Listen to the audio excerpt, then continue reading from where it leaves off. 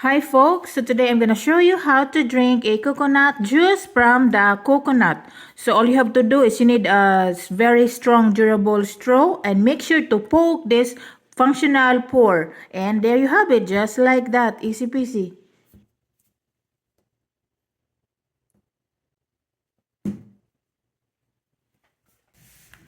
So, questions. What if I don't have a straw that can do that? Well, all you have to do is a knife. Just poke it with knife. And after that, you can insert your own straw. Easy peasy, folks. Just no worries. Everything, there is a way. Bye for now and see you next time.